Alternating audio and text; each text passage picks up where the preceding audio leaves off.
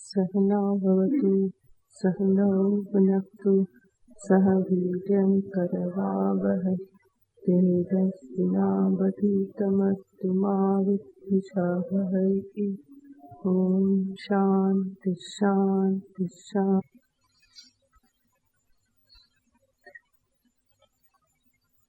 જીવ પોતાના જીવ સ્વરૂપે ઘણી અલ્પ શક્તિ ધરાવે છે.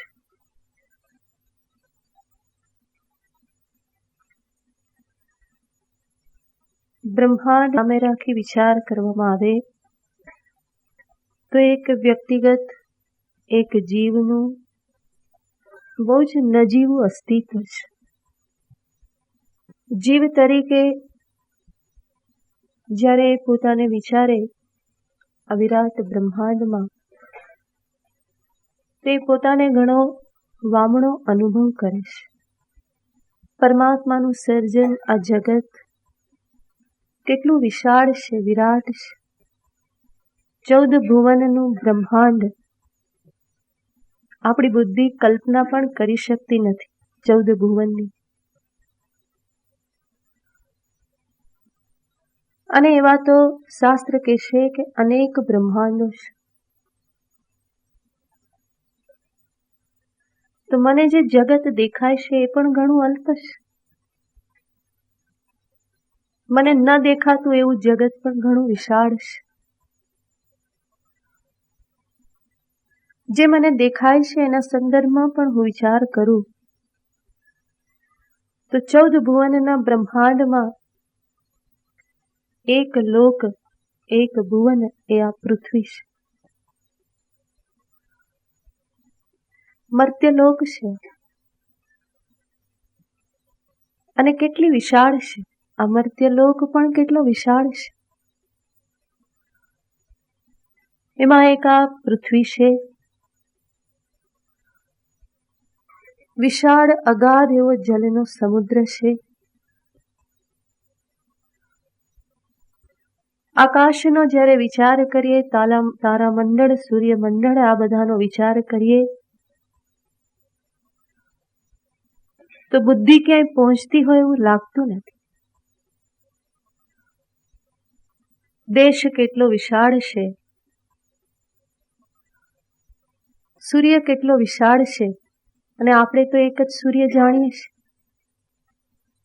તારામંડળમાં આવા સૂર્યથી પણ વિશાળ મહાન એવા કેટલાક પદાર્થો છે,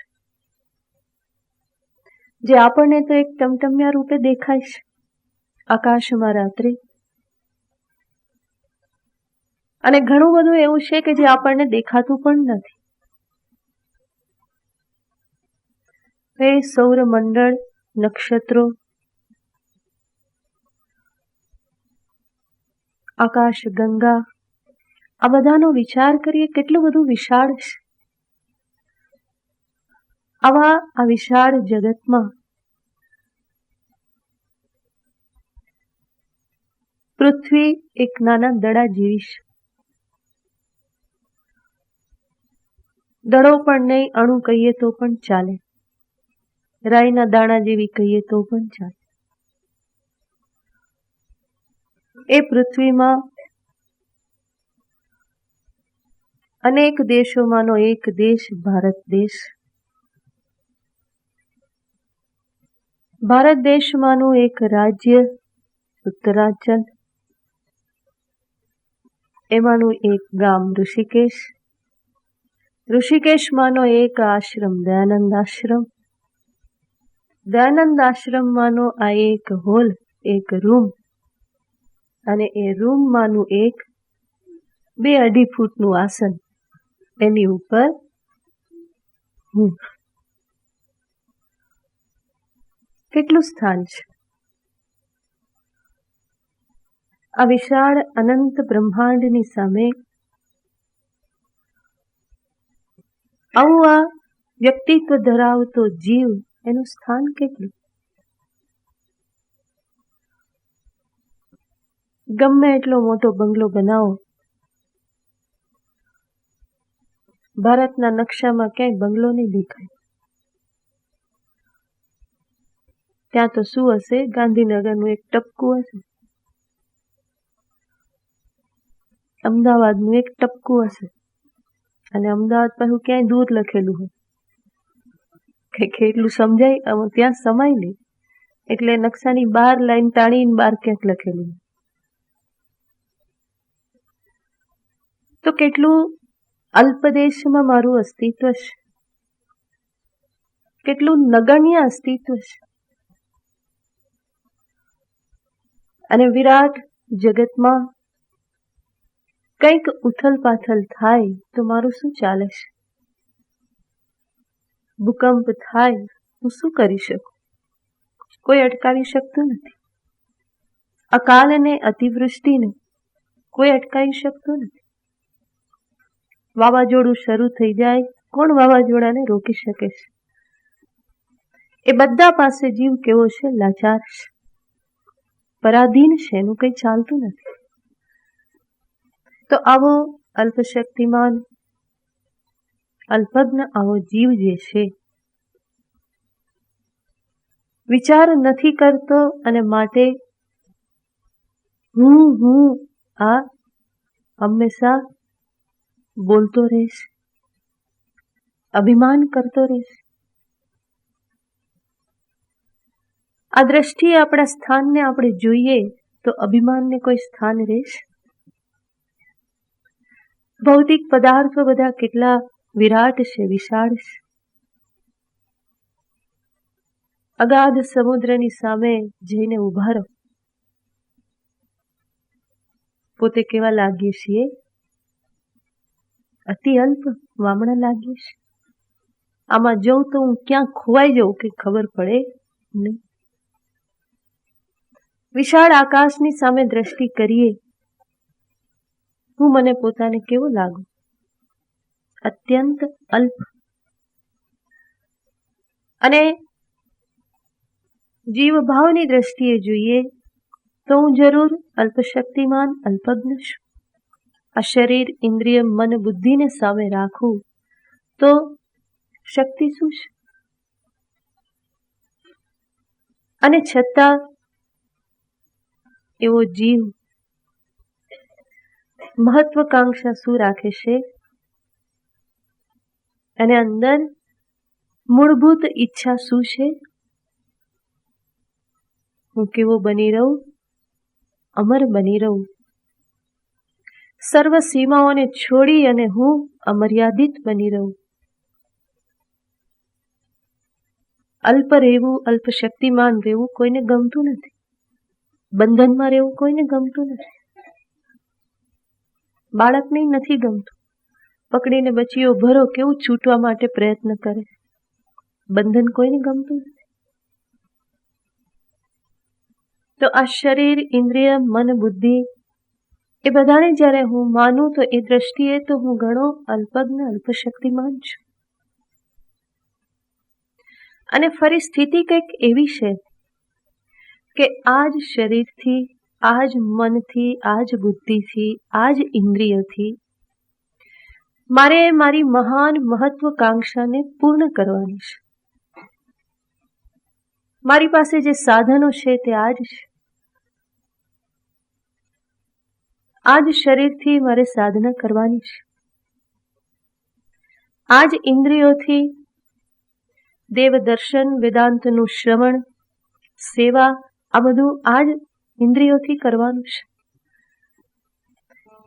ભગવાનની ભક્તિ આ જ હૃદયથી, આ જ મનથી કરવાની છે.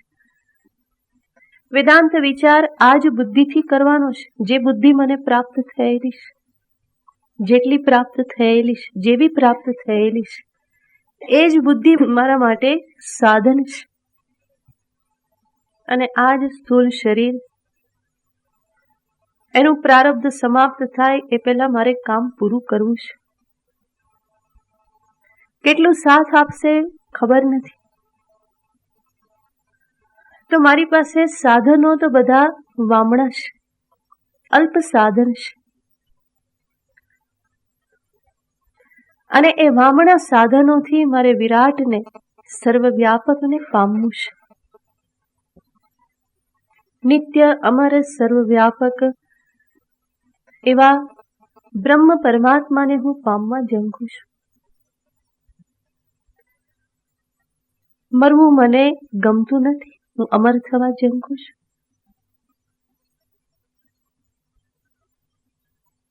પણ એ અમરત્વની ઉપલબ્ધિ આ મરણ ધર્મવાન શરીરથી કરવાની છે. એ સાધન છે. અમાપ એવા બ્રહ્મ સ્વરૂપને મળશે મર્યાદિત એવી બુદ્ધિથી.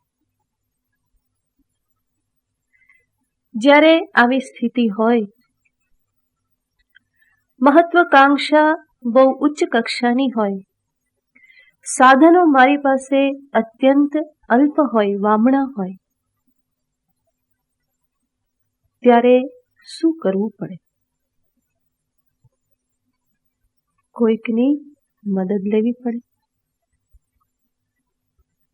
આ સ્થિતિ છે જે સમર્થ હોય એની હું મદદ લઉં. તો અહીંયા જીવની સ્થિતિ પણ કંઈક આવી જ છે. એટલી ઉચ્ચ કક્ષાની મહત્વકાંક્ષા લઈને બેઠેલો છે, અને મહત્વકાંક્ષા એવી છે કે એને છોડી શકે એવો પણ નથી. એને છોડવી એ પણ એના હાથની વાત નથી. તો હું નિત્ય અમર શુદ્ધ એવા બ્રહ્મ પરમાત્માને પામવા ઝંખું છું. આવા અલ્પ સાધનો મારી પાસે છે, અને એ અલ્પ સાધનોનું પણ પાછું કંઈ ઠેકાણું નથી. આ શરીર કેટલો વખત સ્વસ્થ રહે ખબર નથી. કાલે સવારે ઉઠીને હું ધ્યાન કરી શકીશ કે નહીં, ભગવાનના જપ કરી શકીશ કે નહીં ખબર નથી. કેટલી અનિશ્ચિતતા છે. કંઈક આડાઅવડું થઈ ગયું, અહીંથી જતા લપસી પડ્યા, કોને ખબર. મન કાલ ઉઠીને કેવું રહેશે, બુદ્ધિ ક્યાં ભાગશે, ઇન્દ્રિયોનો વેગ કઈ તરફનો છે, ક્યાંથી એને વાળવો, કેવી રીતે વાળવો, આ બધી અનિશ્ચિતતાઓ છે. અને એની વચ્ચે મારે અમરત્વની ઉપલબ્ધિ કરવાની હોય તો મારે કોઈક સમર્થની મદદ મારે લેવી જ જોઈએ. અને કોઈ સમર્થ વ્યક્તિની મદદ લેવી એ બહુ ડાપણ ભરેલું કામ છે. સ્વામી દયાનંદજી કહેતા હોય છે, whenever I need, I can ask for help. Please help me. આવું જે કહી શકે એને મેચ્યોર વ્યક્તિ કહેવાય. Mature person. જરૂર છે મને જ્યારે, અને કોઈક મને મદદ કરી શકે એમ છે, ત્યારે એની મદદ લેવી એમાં કંઈ ખોટું નથી.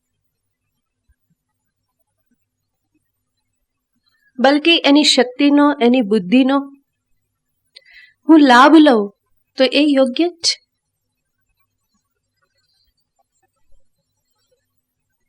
એટલે જ્યારે જરૂર છે તો ભગવાનને પુકારીએ, પ્રભુ હું અલ્પજ્ઞ અલ્પશક્તિમાન છું, આપ સર્વજ્ઞ સર્વશક્તિમાન છું, આપ સર્વ કંઈ કરવાને સમર્થ છો, મને મદદ કરો, મારા કાર્યમાં, મારા લક્ષ્ય સિદ્ધિમાં આપ મને સહાય કરો. એટલે આપણે પહેલા પણ જોયેલું હતું કે પ્રાર્થના કરવી એ કોઈ કાયરતા નથી, કાયરતાના ઉદ્ગારો નથી, બલકી પ્રાર્થના એ સમજદારીની જ અભિવ્યક્તિ છે.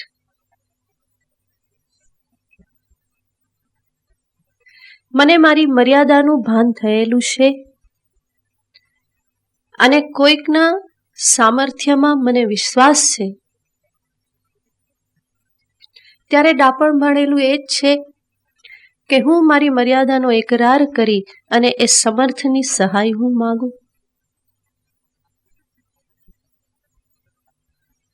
અને એ પરિપક્વતા છે, એ સમજદારી છે.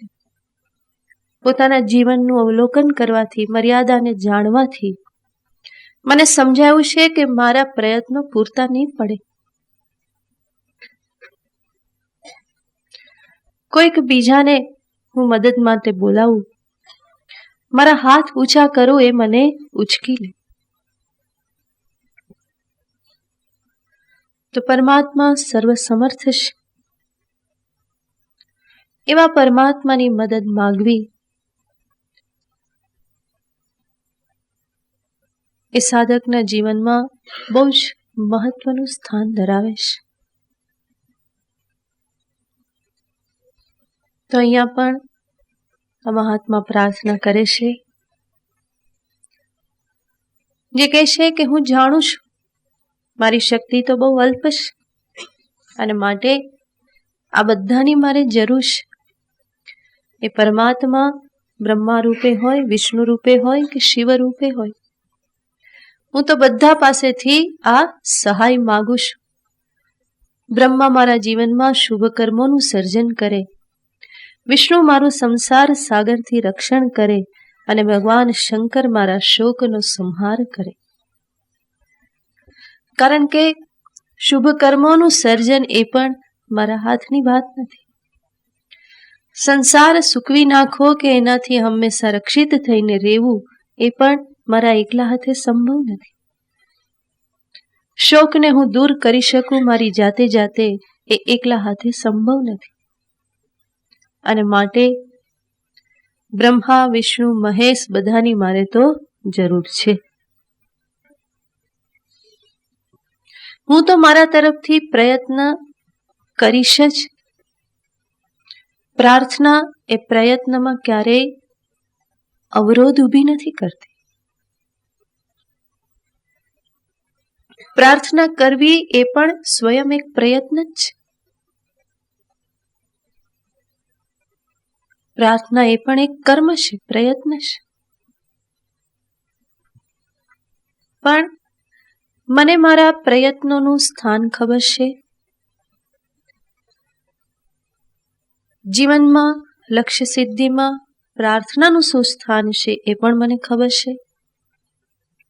અને જેને પ્રાર્થના કરું છું એની કૃપા, એના અનુગ્રહનું શું સ્થાન છે એ પણ મને ખ્યાલ છે.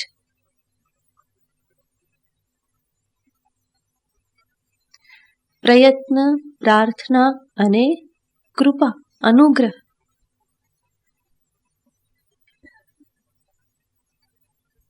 આ બધું ભેગું થાય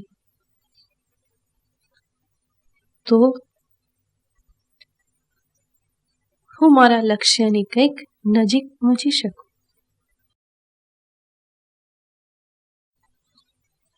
તો સાધક હંમેશા પ્રાર્થના કરતો રહેશે.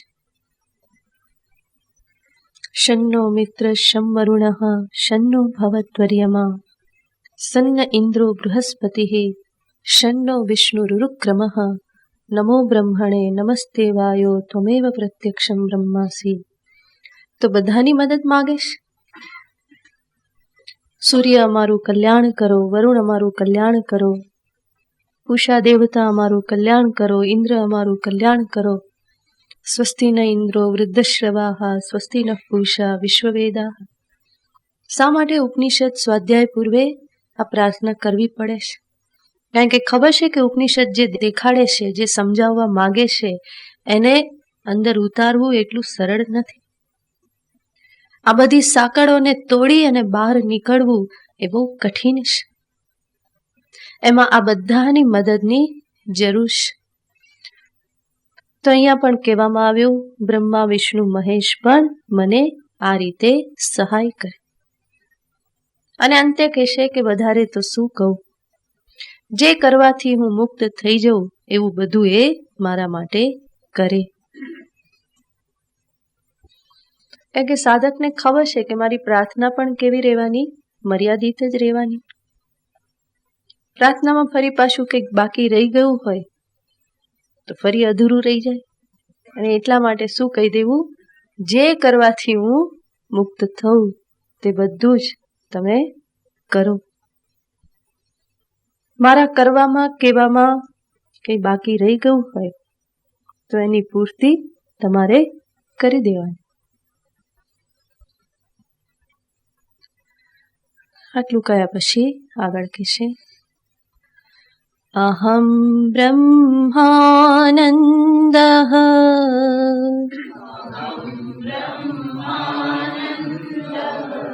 त्वमपि च तदाख्य सुविदितः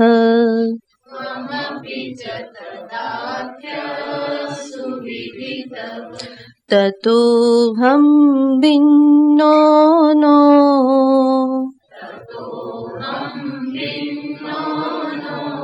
कथमपि भवतः श्रुतिदृशा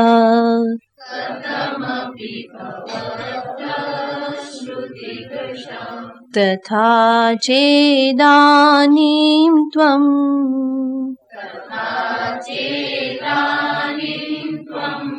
त्वयि मम विभेदस्य जननीम्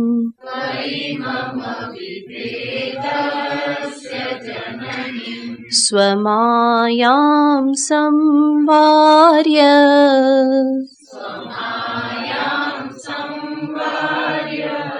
प्रभव मम भेदं निरसितुम्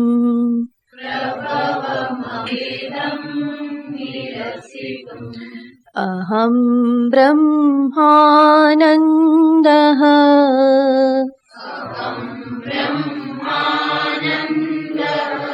त्वमपि च तदाख्यः सुविदितः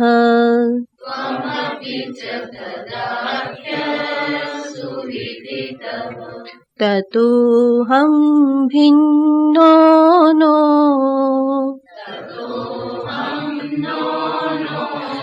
कथमपि भवतः श्रुतिदृशा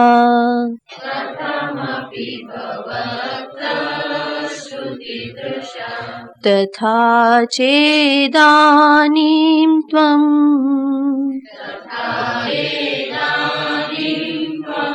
त्वयि मम विभेदस्य जननीम्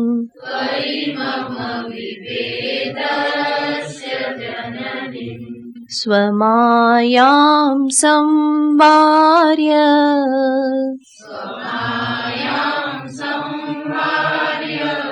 प्रभव मम भेदं निरसितुम्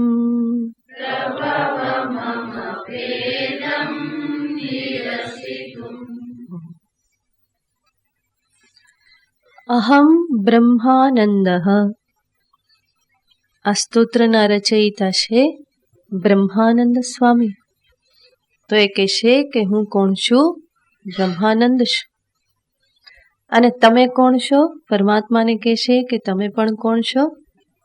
બ્રહ્માનંદ જ છો. હું બ્રહ્માનંદ છું.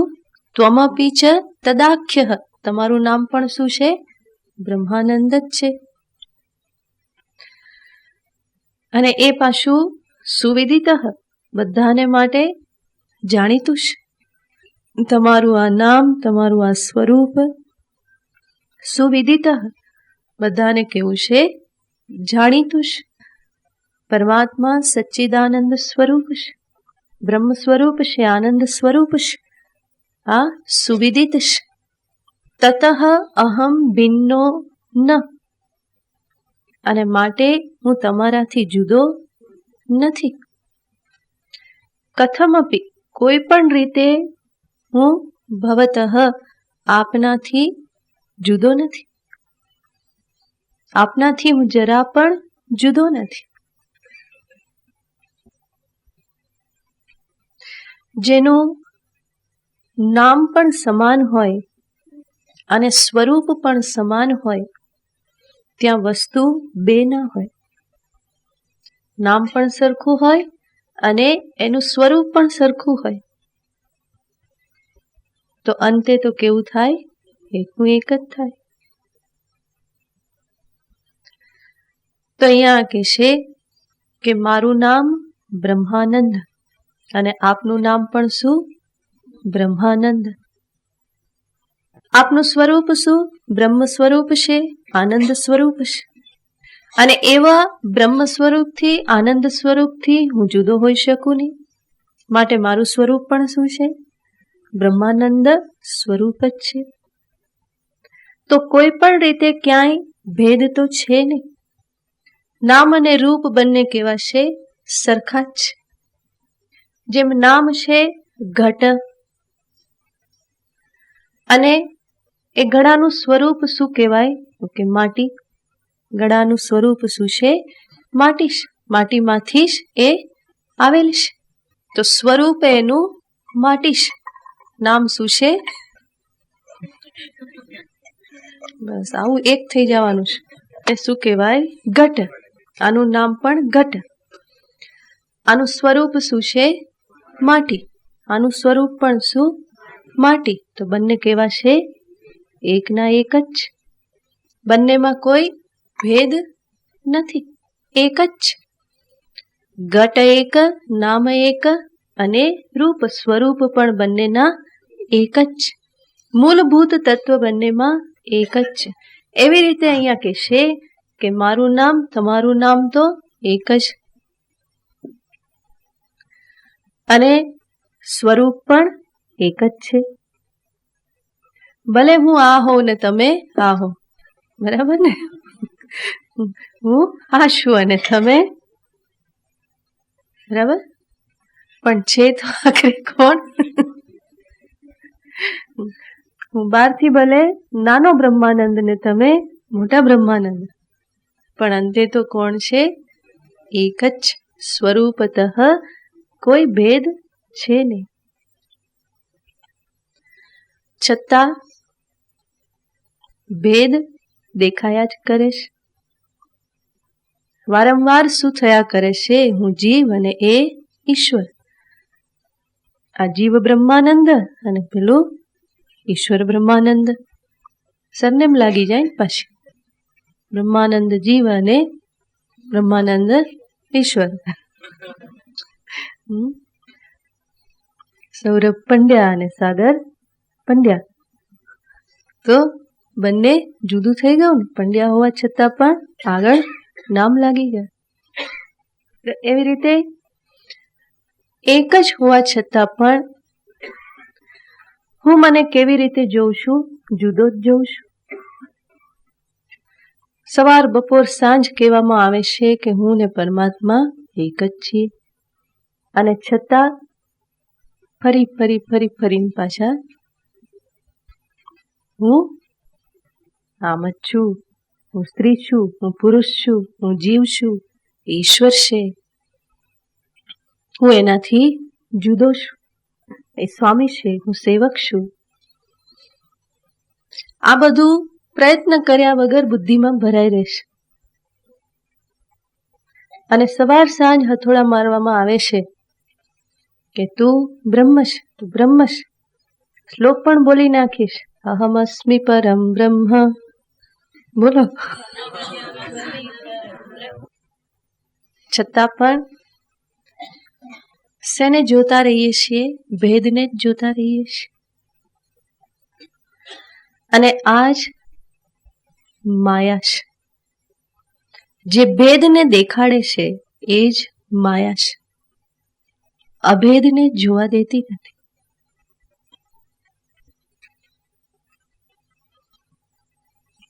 અને આ માયા ઘણી પ્રબળ છે. જાણીએ છતાં પણ આંખ આડા કાન કરાવે એ જ શું કહેવાય? માયા કહેવાય. માનવ સ્વભાવ એવો જાણે છતાં ન જાગે.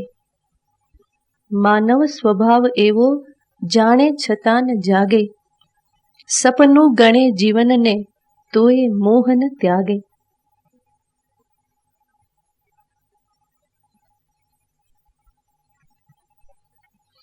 જાણે અને છતાં ન જાગે.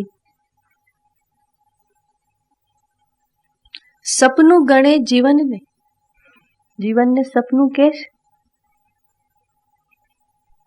આપણે બોલતા જોઈએ છીએ આ બધું સપનું છે, બધું ખોટું છે, અને છતાં મોહ ન ત્યાગે. જાણવા છતાં જગાતું નથી. સપનું જાણવા છતાં પણ મોહ આસક્તિ છૂટતા નથી. અભેદને સમજવા છતાં પણ હંમેશા ભેદના જ દર્શન કરાય છે, જીવાય છે. એની પાછળનું કારણ શું? એ છે માયા.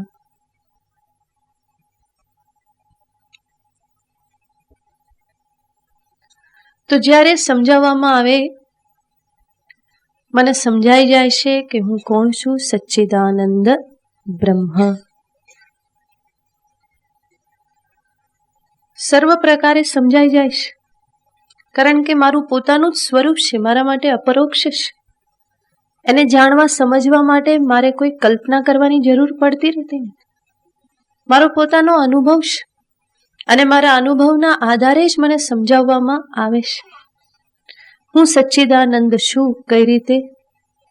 સચ્ચિદાનંદમાં 3 શબ્દ છે, સત, ચિત અને આનંદ. સતનો અર્થ છે જે હંમેશા રહેશે. સત એને કહેવાય જેના અભાવનો નિશ્ચય ક્યારેય પણ થઈ શકે નહીં. જેના અભાવનો નિશ્ચય ક્યારેય પણ થઈ શકે નહીં.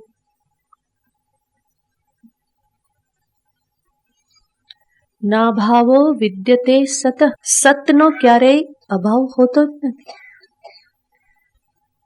જેના અભાવનો નિશ્ચય ક્યારેય ન થાય એને કહેવાય સત. એટલે કે જે નથી એવું ક્યારેય કહી શકાય નહીં. આપણે કહીએ ઘડો નથી, માઇક નથી, ટેબલ નથી, આ બધાને કહી શકાય. પરંતુ એવો પદાર્થ કે જે નથી એવો નિશ્ચય ક્યારેય થઈ શકે નહીં એને કહેવાય સત.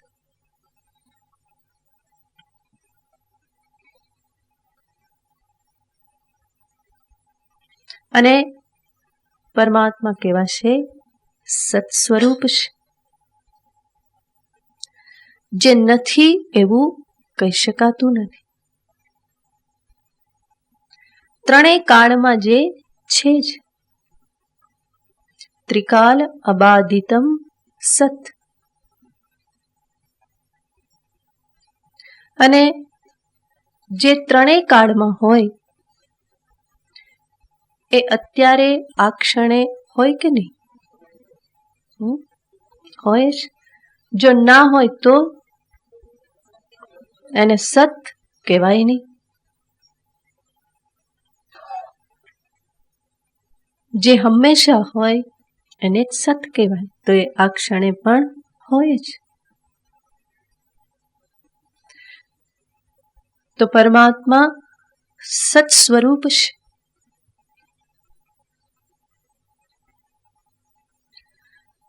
હું મારા સંદર્ભમાં વિચાર કરું તો મારા અભાવનો નિશ્ચય ક્યારેય થઈ શકે છે? હું નથી એવું આપણે ક્યારેય કહી શકીએ છીએ? નિરપેક્ષતયા આપણે કહીએ કે હું અત્યારે મારા ઘરમાં નથી. હું ક્યાં છું? ઋષિકેશમાં છું. પણ એ શેના આધારે કહીએ છીએ? સાપેક્ષ, દેશ સાપેક્ષ આપણે કહીએ છીએ. પણ એ બધું છોડીને માત્ર હુંના સંદર્ભમાં હું નથી એવો નિશ્ચય કરી શકાય? સંભવ છે ક્યારેય? તો જેના અભાવનો નિશ્ચય ક્યારેય ન થઈ શકે એને શું કહેવાય? સત. તો હું કેવું છું? સત. પરમાત્મા કેવા છે? સત.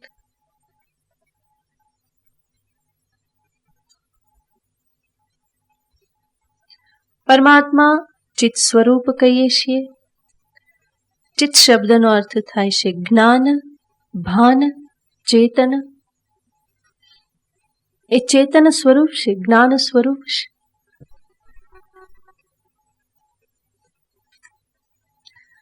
અને હું મને પોતાને કેવી રીતે જાણું છું? હું જડ છું કે હું ચેતન છું? આ શરીર કેવું છે? શરીર જડ છે, બરાબર? અને છતાં પણ હું શું કોને કહું છું? હું કેવો છું? ચેતન છું. તો મને મારો પોતાનો અનુભવ કયા રૂપે થાય છે? ચેતન રૂપે છે. અહમસ્મિ સદા ભામી, હું છું અને હું જ્ઞાન સ્વરૂપ છું, ચેતન સ્વરૂપ છું. જાણવું એ મારો સ્વભાવ છે. હું હંમેશા કંઈક ને કંઈક જાણું છું, ચેતન છું.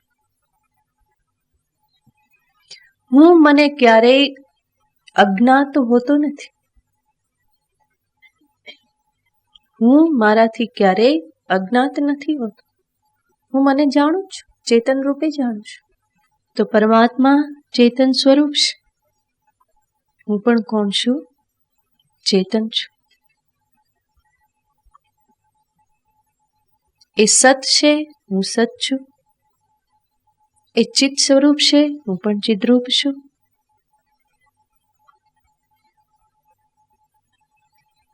એ આનંદ રૂપ છે, તો હું પણ.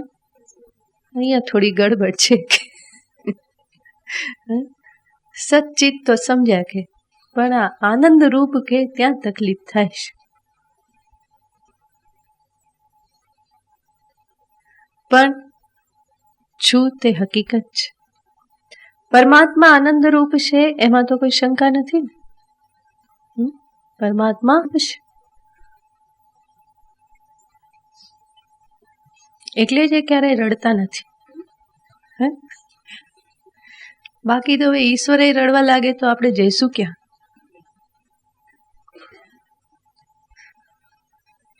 તો એ સુખ સ્વરૂપ છે, નિત્ય આનંદ રૂપ છે. પરમાત્મા અવતાર ધારણ કરે ત્યારે રડતા નથી.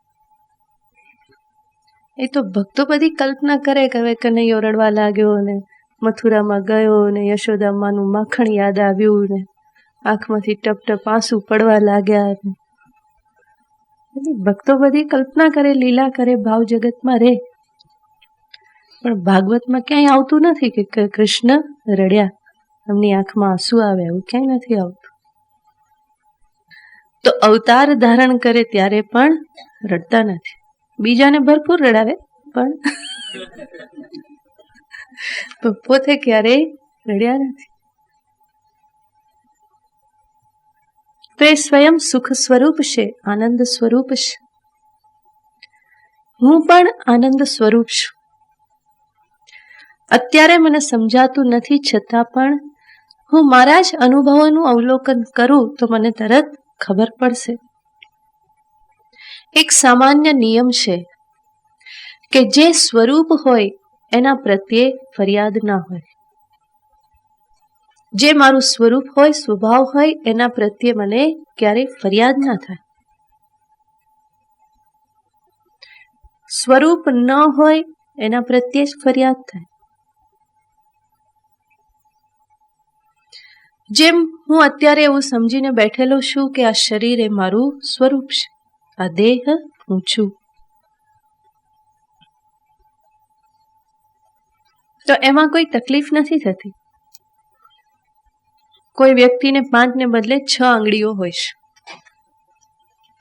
આપણે જોઈએ તો આપણને એમ થાય કે એને આમ આડી આવતી હશે કે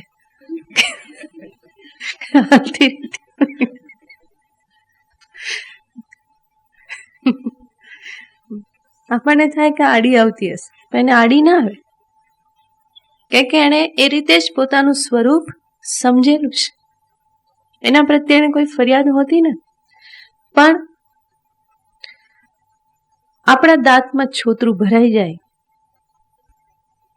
તો નિરાતે બેસવા દેતું નથી. કેમ? એ કંઈક બહારની વસ્તુ.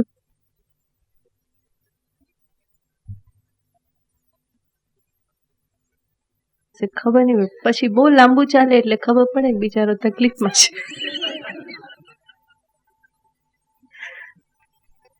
તો એ એટલું હેરાન કરે એમ થાય કે ક્યારે નીકળી જાય. પછી મનમાં થાય કે ગુરુમાં જરાક આ બાજુ જોવે તો આંગળી નાખીને, પણ કે એમ તો આમ ફરતું જ રહેતું હોય કે જરાય ટાઈમ નહીં મળે કે થોડું કામ તેમ કર્યું તો તેમને દેખાય જ જાય.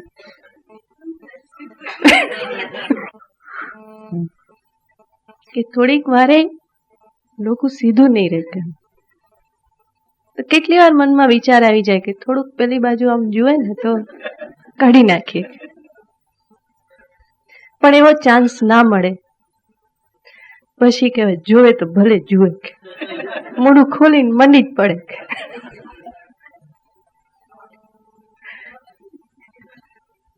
અને નીકળી જાય પછી એના મુખ પરના ભાવ, હા નિરાશ થઈ, શાંત થઈ ગયું, હાશ થઈ ગઈ.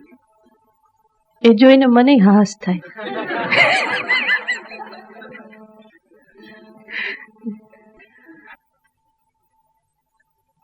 કેમ આ બધી સ્થિતિ? એ મારું સ્વરૂપ નથી, કંઈક બહારનું છે. અને તે એ બહારનું જ્યાં સુધી હું છોડી ન દઉં ત્યાં સુધી નિરાશ નહીં થાય. એના પ્રત્યે ફરિયાદ થયા જ કરે.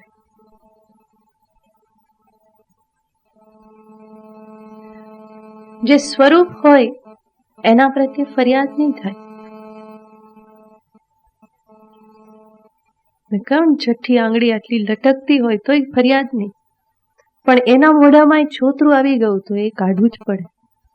તો પ્રયત્ન હંમેશા સ્વરૂપમાં સ્થિત રહેવાના જ હોય છે. એનાથી જરા કામ તેમ થયું તો એ પોસાતું નથી. પ્રવૃત્તિ તરત જ શરૂ થઈ જાય કે ક્યારે હું સ્વરૂપસ્થ થઉં.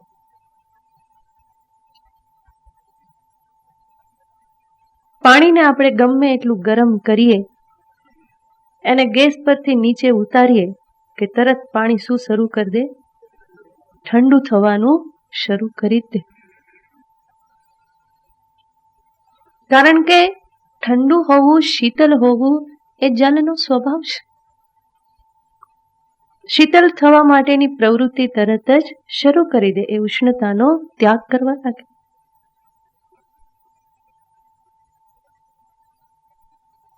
આપણે આપણા સંદર્ભમાં વિચાર કરીએ કે આપણા પ્રયત્નો શેના માટે છે. પહેલે દિવસે વિચાર કર્યો હતો ને, બધા પ્રયત્નો શેના માટે છે? સુખ માટે. એ જ શું બતાવે છે? મારું સ્વરૂપ શું છે? સુખ એ મારું સ્વરૂપ છે. અને મને ફરિયાદ શેના માટે થાય છે? દુઃખ માટે. સુખની કોઈને ફરિયાદ નથી, પણ જેવું કંઈક દુઃખ આવ્યું તરત જ શું બગાડો અને બગાડો કેવી રીતે જાય, અને ન આવ્યું એ કેવી રીતે ના આવે. તો દુઃખને રોકવા માટેના, દુઃખને ટાળવા માટેના, આવી ગયું તો એને દૂર કરવા માટેના પ્રયત્નો તરત શરૂ થઈ જ જાય છે. દુઃખ માટે હંમેશા મનુષ્યને ફરિયાદ રહેશે કે આ ન જોઈએ, આમાંથી હું છૂટી જાઉં. સુખ માટે ફરિયાદ થાય છે.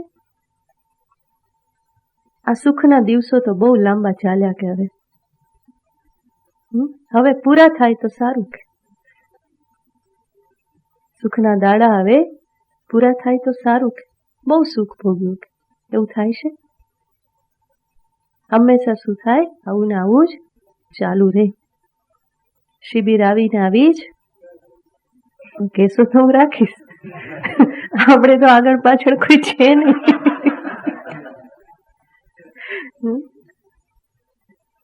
પણ ચાલુ રાખીશું તો મહિના 2 મહિના પછી 2 જણ બેઠા હોય તો ઠીક છે. ધીમે ધીમે ધીમે ધીમે સરકી જવાના. સંસાર એટલે શું? સરકવું. તો સુખ માટે કોઈને ફરિયાદ નથી. બહુ સુખી થઈ ગયા, હવે થોડું દુઃખ આવે તો થોડી મજા આવે, એવું થતું નથી. એ શું દર્શાવે છે? સુખ, આનંદ એ મારું પોતાનું સ્વરૂપ છે. તો ભગવાન કોણ છે? સત, ચિત, આનંદ. અને હું પણ કોણ છું? સત, ચિત, આનંદ.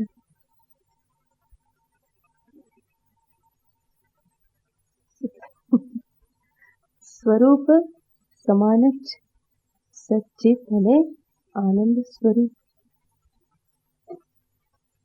એને જ અહીંયા કહે છે તમે બ્રહ્માનંદ છો અને હું પણ બ્રહ્માનંદ છે.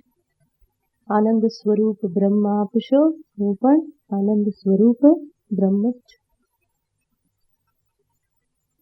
બીજું, બ્રહ્મ શબ્દનો અર્થ થાય છે વિશાળ, વ્યાપક. બ્રહ્મ એટલે જે વ્યાપક, સર્વવ્યાપક, એવું વ્યાપક કે જેમાં કોઈ સીમા નથી. અમર્યાદિત રૂપે હું વ્યાપક છું. તો બ્રહ્મ શબ્દનો અર્થ થાય છે સર્વવ્યાપક.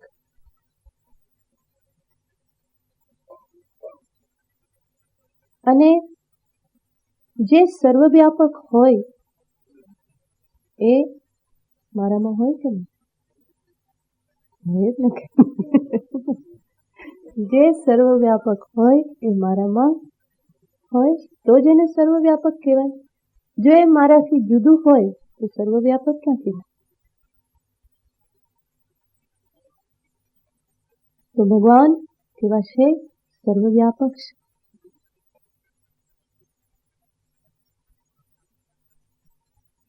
આપણે જાણીએ જ છીએ, વેદાંત નહોતા સાંભળતા ત્યારે પણ આપણે બોલતા હતા કે ભગવાન તો બધે છે જ. કોઈ કદર ના કરે તો કઈ નહીં, ભગવાન તો જુએ છે. આવું આપણે બધા બોલતા જ હોઈએ છીએ. તો ભગવાન તો બધે છે. આ સંસ્કાર આપણા છે, બધે છે, પરંતુ આટલું છોડી નાખે. આ બધું ભગવાન છે પણ મારા સિવાય હું નહીં. હું તો કોણ? સંસારી જીવ. બીજું બધું તો ભગવાન.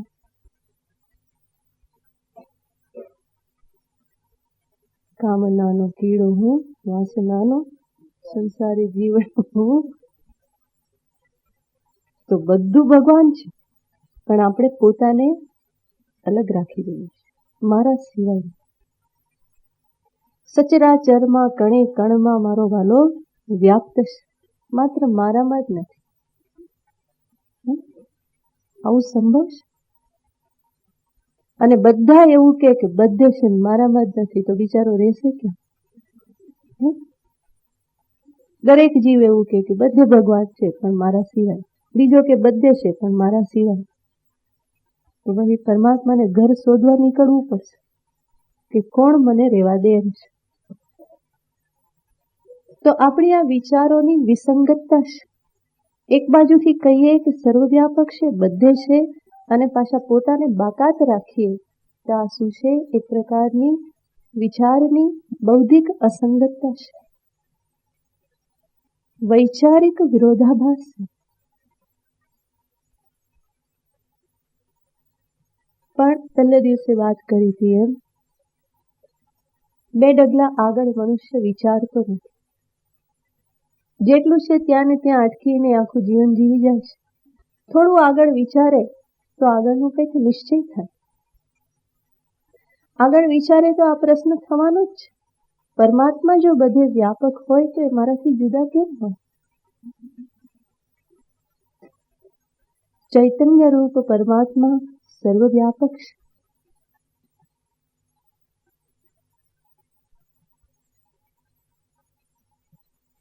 જેમ આ એક જીવ છે અને આ ઈશ્વર છે. આ જીવ અને આ ઈશ્વર એવું આપણે કહીએ છીએ. શેના આધારે કહીએ છીએ? આ ઉપાધિના આધારે. આ એક મારો દેહ છે જેમાં થોડી શક્તિ છે, બુદ્ધિ છે, અલ્પ બુદ્ધિ છે. ઈશ્વર કોણ છે? મહાન શક્તિમાન છે અને એમની બુદ્ધિ કેવી છે? સમષ્ટિ મહાન બુદ્ધિ છે. આ બધું શેને લઈને કહીએ છીએ? ઉપાધિને લઈને. પણ વિચાર કરીએ કે આ બંનેમાં સર્વવ્યાપક જે તત્વ જે છે એ બંનેમાં છે કે નહીં? આકાશ જે વ્યાપક છે એ આકાશ આમાં છે. એ જ આકાશ આમાં છે. આમાં રહેલ આકાશ અને આમાં રહેલ આકાશમાં ભેદ શું? કોઈ ભેદ ખરો? આકાશ આકાશ છે, એમાં કોઈ ભેદ નથી. એવી રીતે આ એક દેહમાં રહેલું ચૈતન્ય અને હું જેને ઈશ્વર કહું છું, રામ કૃષ્ણ બ્રહ્મા વિષ્ણુ મહેશ દેવી ગણેશ, એમાં રહેલું ચૈતન્ય,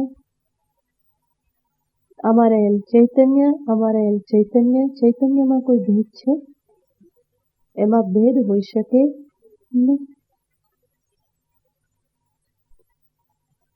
કોઈ કે ના આમાં તો નાનું આકાશ ને આમાં તો મોટું આકાશ. પણ વિચાર કરો, આકાશ ક્યારેય નાનું મોટું થાય ખરું? આકાશ નાનું મોટું થતું નથી. સર્વવ્યાપક આકાશ જે છે એ જ આકાશ મારામાં છે. એમાં નાનું હોવું મોટું હોવું આવા કોઈ ભેદ નથી. તરંગમાં જે જલ છે એ જ જલ સમુદ્રમાં છે. એક નાના તરંગમાં જે જલ છે એ જ ક્યાં છે? સમુદ્રમાં છે. તરંગનું જલ નાનું ને સમુદ્રનું જલ મોટું ને એવું થાય?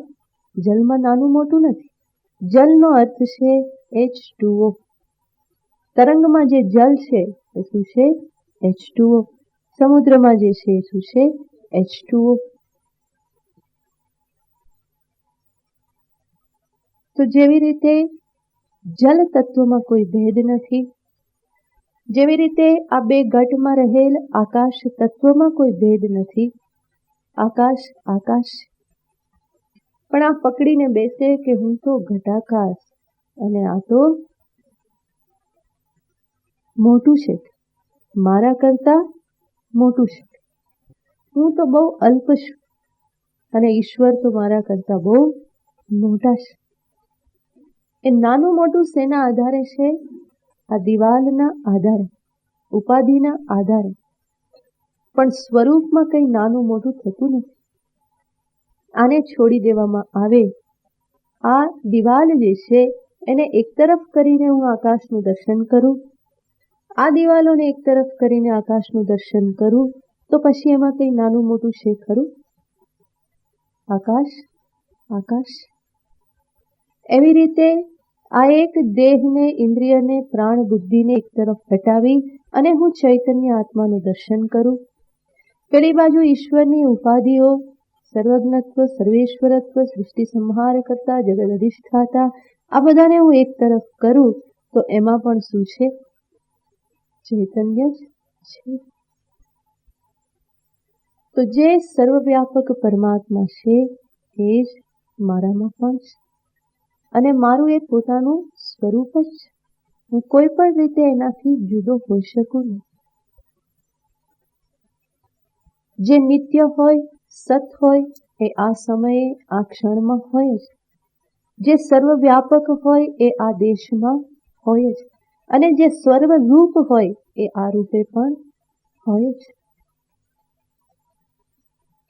જો એવો સ્વીકાર નહીં કરીએ તો સમજવાનું કે આપણે બૌદ્ધિક વિસંગતિમાં જીવી રહ્યા છીએ અને બૌદ્ધિક વિસંગતિ, વૈચારિક અસંગતતા એ જ ભ્રાંતિ છે. તો ભ્રાંતિમાં જીવી રહ્યા છે.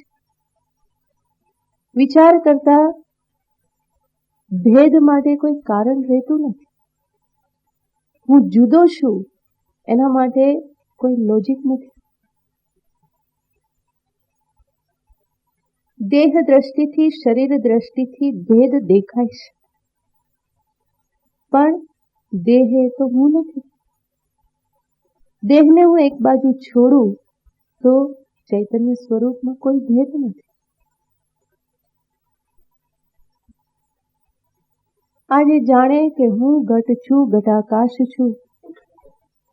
આ ઘટાકાશ જે છે એને સમજવું હોય કે હું આ મર્યાદિત ઘટાકાશ નથી, હું સર્વવ્યાપક છું. તો આ ઘટને ફોડી નાખવું પડે. આ ઘટ રહેવા છતાં પણ સમજી શકે કે આ એક ઘટમાં વ્યક્ત થતું, ઘટાકાશ રૂપે વ્યક્ત થતું આકાશ એ સ્વરૂપથી કોણ છે? મહાકાશ જ છે. એવી રીતે આ દેહ છતાં પણ હું સમજી શકું કે આ દેહ વ્યક્ત થતું ચૈતન્ય ભલે મને પરિચ્છિન્ન અભિવ્યક્તિ જણાતી હોય છતાં પણ સ્વરૂપથી એ કેવું છે? સર્વવ્યાપક છે.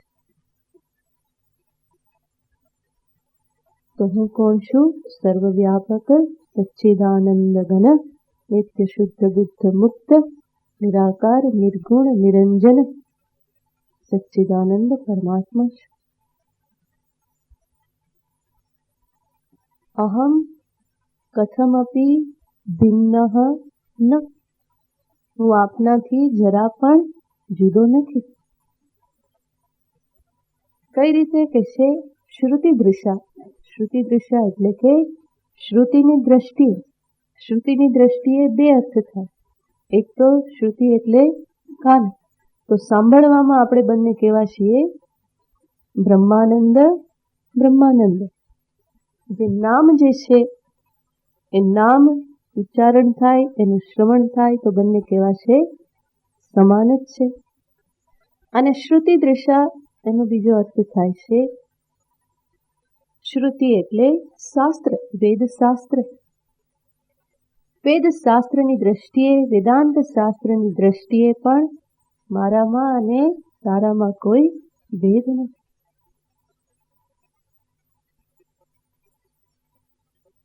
મારી દ્રષ્ટિએ મને જરૂર ભેદ જણાઈશ, પણ મારી દ્રષ્ટિ સાચી હોય એવું જરૂરી નથી.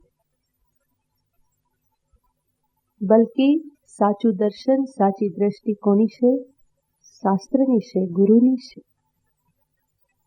તો શ્રુતિ દૃશા, શ્રુતિ દ્રષ્ટિથી, વેદાંત શાસ્ત્રની દ્રષ્ટિથી મારામાં તમારામાં કોઈ ભેદ નથી.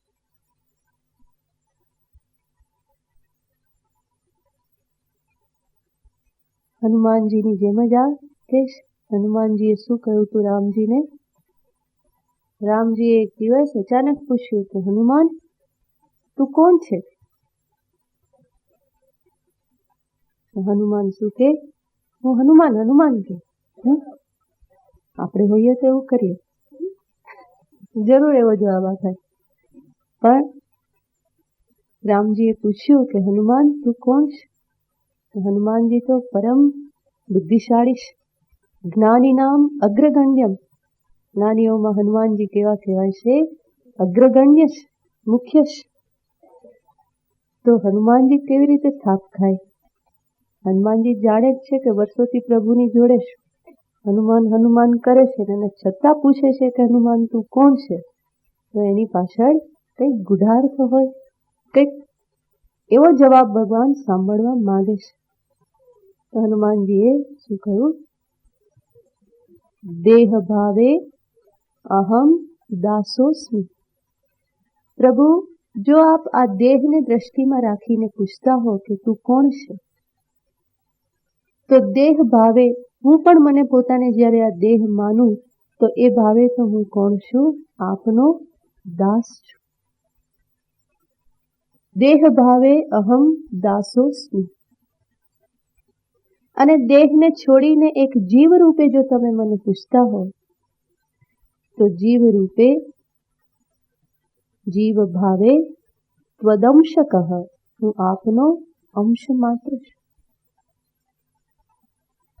પણ આત્મ સ્વરૂપની દ્રષ્ટિએ જો પૂછતા હો કે સ્વરૂપ દ્રષ્ટિથી તું કોણ છે, તો આત્મભાવે ત્વમેવાહમ. આત્મ સ્વરૂપની દ્રષ્ટિએ તો જે તમે છો એ જ હું છું. મારામાં કોઈ ભેદ નથી. આપ કોણ છો? આપ બ્રહ્માનંદ છો. અને હું પણ કોણ છું? બ્રહ્માનંદ છું. આપ સચ્ચિદાનંદ પરબ્રહ્મ પરમાત્મા છો. અને આત્મ સ્વરૂપથી, ચૈતન્ય સ્વરૂપથી હું પણ કોણ છું? સચ્ચિદાનંદ પરબ્રહ્મ પરમાત્મા છું. તો આ હકીકત છે, વાસ્તવિકતા છે કે હું આ પ્રમાણે છું. મારામાં અને આપનામાં કોઈ ભેદ નથી, અને ભેદ નથી છતાં પણ ભેદ જ દેખાતો રહેશે. જાણું છું, સમજુ છું અને છતાં પણ દર્શન મને કોનું થાય છે? ભેદનું જ થતું રહેશે. જીવાય છે શેમાં? ભેદમાં જ જીવાય છે. એનું કારણ શું? તમારા અને મારામાં ભેદ દેખાડનાર કોણ? એ કે છે માયા. તથા ચ ઇદાનીમ ત્વયી મમ વિભેદસ્ય જનની. તમારા અને મારામાં ભેદની જનની, તમારા અને મારામાં ભેદને ઉત્પન્ન કરનાર, ભેદની માં કોણ છે? માયા છે. અને માયા એટલે શું? અજ્ઞાન જ છે. હું જાણું નહીં તો હું જુદો, અને જાણી લીધું તો હું એક જ છું.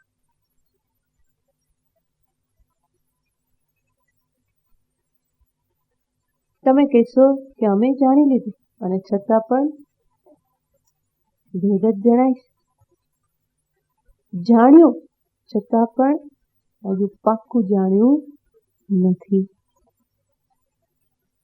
જરૂર એટલી તો ખબર પડી કે હું આ શરીરાદી નથી, હું બ્રહ્મ છું. છતાં પણ એ જ્ઞાનમાં હજુ દ્રઢ નિષ્ઠા નથી થયેલી. અને નિષ્ઠા કેમ નથી થઈ? માયાદેવી હજુ કામ કરે છે, પ્રવૃત્ત છે. એટલે જાણવા છતાં પણ એનાથી કંઈક વિરુદ્ધ જ જોતો રહું છું. ત્વયી મમ વિભેદસ્ય જનની. આ ભેદ બુદ્ધિને ઉત્પન્ન કરનાર માયા છે. અને માટે હે પ્રભુ, ઇદાનીમ ત્વમ સ્વમાયામ સંવાર્ય પ્રભવ મમ ભેદ નિરસિતુમ. માટે હે પ્રભુ, ઇદાનીમ હવે,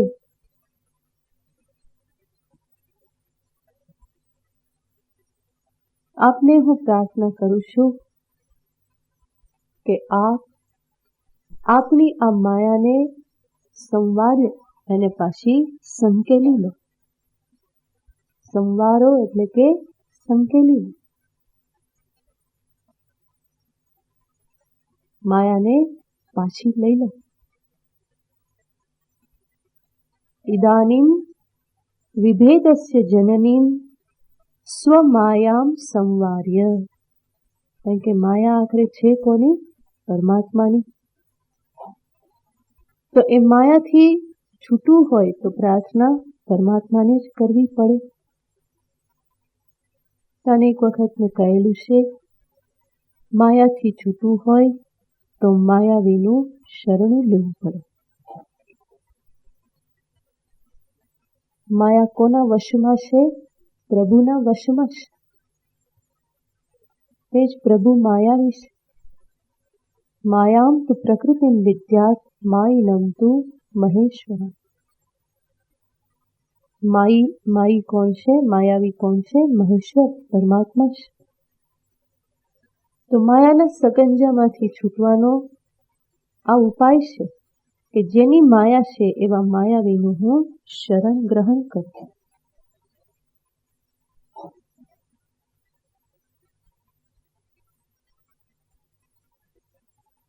એટલે અહીંયા સાધક પ્રાર્થના કરે છે, સ્વમાયામ સંવાર્ય. પોતાની માયાને આપ સંકેલી લો. જેણે માયા બિછાવી હોય, રચી હોય, એ જ એને ફરી સંકેલી શકે. જાદુગરે માયામય નગરી આખી ઊભી કરી, એને પાછી સંકેલે કોણ? જાદુગર જ ફરી એને સંકેલે. એવી રીતે આ આખી જે ભેદ દર્શન કરાવનારી જે માયા છે, અને એ ભેદ દર્શનને કારણે જ આ સંસારમાં દોડવાનું છે. આ મારાથી જુદો છે, એ મારાથી આગળ નીકળી ગયો, હું એનાથી આગળ નીકળી જઉં, એણે મને કંઈક કહી નાખ્યું, હું દુઃખી થઈ ગયો, હું એને કંઈક કહી દઉં. આ બધું ક્યાં થાય છે? ભેદમાં થાય છે. હું જુદો માનું ત્યારે આ બધી હરીફાઈમાં ઉતરી જઉં છું. તો ભેદ દ્રષ્ટિ, એના કારણે સંસાર છે. તો આવી આ સંસાર માયાને સંકેલવા માટે સાધક પ્રાર્થના કરે છે, પ્રભુ આપ પોતાની માયાને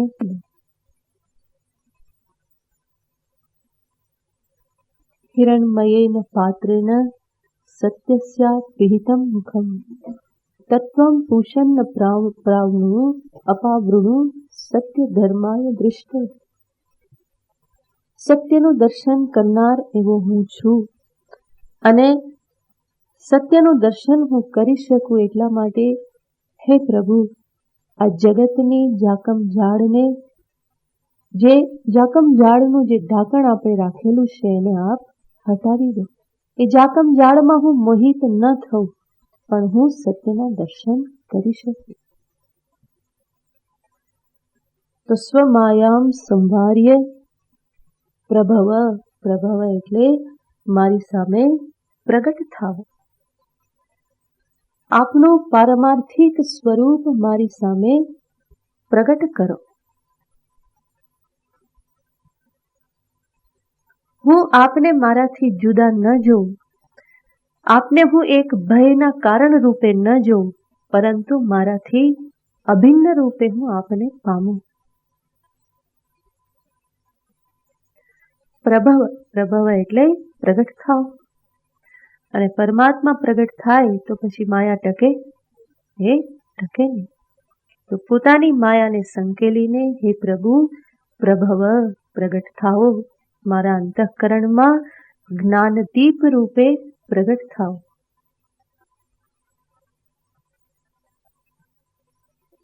નાશયામ્યાત્મ ભાવસ્થો જ્ઞાનદીપેન ભાસ્વતા. ભગવાન ગીતામાં કહે છે, સાધકના અંતઃકરણમાં હું જ્ઞાન દીપ રૂપે પ્રગટ થાઉં છું અને એના અજ્ઞાનને દૂર કરું છું. તો સ્વમાયામ સંવાર્ય પ્રભવ. શેના માટે આ બધું કરવાનું છે? મમ ભેદ નિરસિતુમ. મારા આ ભેદને દૂર કરવા, નિવૃત્ત કરવા માટે, મારી ભેદ બુદ્ધિને નષ્ટ કરવા માટે. હું અભેદમાં, અભય પદમાં સ્થાપિત થઉં એટલા માટે પ્રભુ પ્રગટ થાઓ, આપની માયાને સંકેલી લો.